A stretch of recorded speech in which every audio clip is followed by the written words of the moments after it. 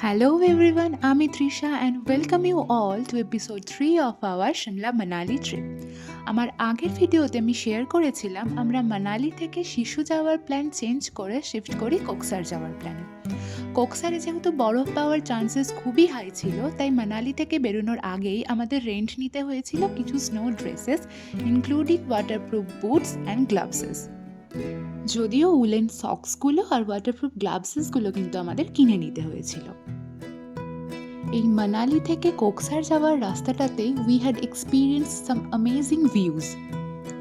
পাহাড়ের আগে অনেক দেখে থাকলেও বরফের চাদর ঢাকা পাহাড় আর পাহাড়ের চূড়ো এত কাছ থেকে আমাদের এই প্রথম দেখা।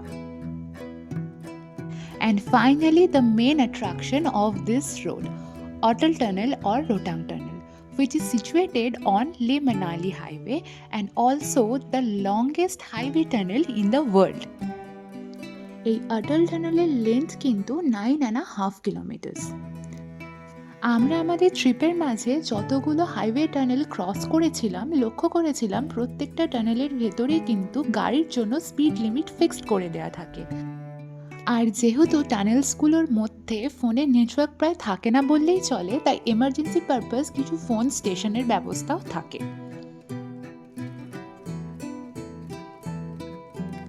এই 9.5 কিলোমিটারের অটল টানেল ক্রস করার পর কিন্তু আমাদের কাছে রাস্তার চারদিকের ভিউটা আরও অনেক বেশি অ্যাট্রাকটিভ হয়ে ওঠে।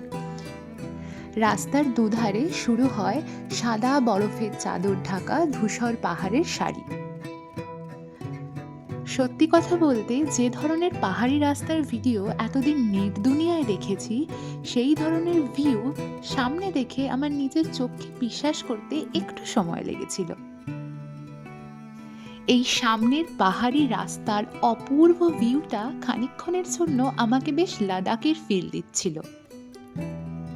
The best part of the whole day was the bright and sunny weather. রোদ ঝলমলে এই ওয়েদারটা আমাদের চারিপাশটাকে যেন আরো অনেক বেশি হেভেনলি করে তুলেছিল।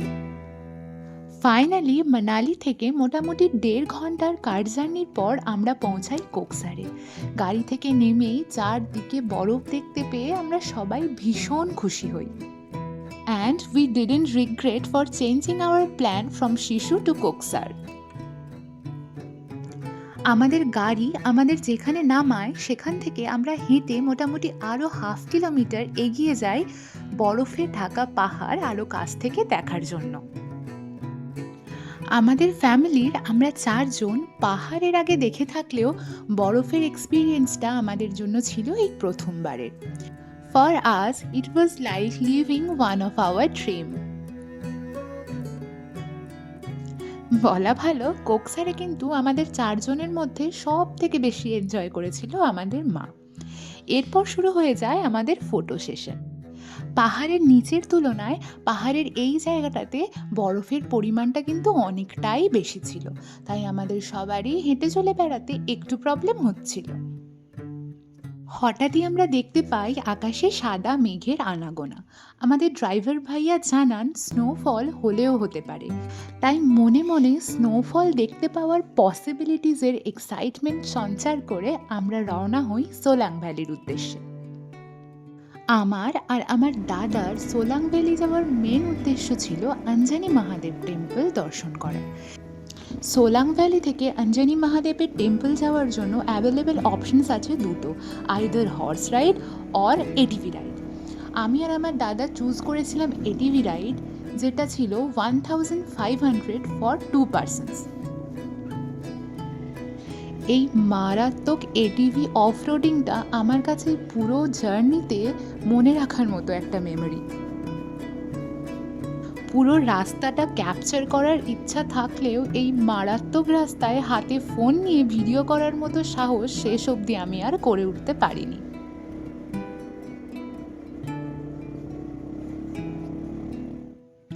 গাড়ি থেকে নেমে খানিকটা হেঁটে আমাদের সামনে পড়ল অঞ্জনি মহাদেবের টেম্পলে ওঠার জন্য 200টা সিঁড়ির একটা পাহাড়ি রাস্তা। ওই যে দূরে ছোট্ট মন্দিরটা দেখা যাচ্ছে, ওটাই অঞ্জনি মহাদেবের টেম্পল। আর এই হচ্ছে বরফের চাদর গায়ে ঢাকা নিয়ে ধ্যানমগ্ন মহাদেব। এরপর আমরা পৌঁছে যাই বশিষ্ঠ টেম্পল, পাহাড়ের কোলে অপূর্ব সুন্দর কাঠের কারুকার্য নিয়ে দাঁড়িয়ে থাকা একটা মন্দির। ইনি হচ্ছেন বশিষ্ঠ মুনি। বশিষ্ঠ মুনির দর্শন করে মানালি ফেরার পথে আমরা পৌঁছে যাই হিড়িম্বা টেম্পল। এখানে পৌঁছাতে পৌঁছাতে বেশ খানিকটা সন্ধে হয়ে পড়ায় খুব একটা বেশি সময় আমাদের এখানে কাটানো হয়নি। তারপর আমরা ডাইরেক্টলি ফিরি আমাদের হোটেল রুমে। পরের দিন সকালে ব্রেকফাস্ট কমপ্লিট করে আমরা সবাই রেডি হয়ে পড়লাম মানালিকে টাটা বলে আমাদের নেক্সট ডেস্টিনেশনে যাওয়ার জন্য। মানালিতে স্নোফল না পেলেও আমরা মানালি থেকে নিয়ে যাচ্ছিলাম বাস্কেট ফুল অফ মেমোরিজ। আমাদের নেক্সট ডেস্টিনেশনের অদ্ভুত সুন্দর এক্সপিরিয়েন্স দেখার জন্য চোখ রাখতে হবে আমার পরের ভিডিওতে। Thank you all for watching.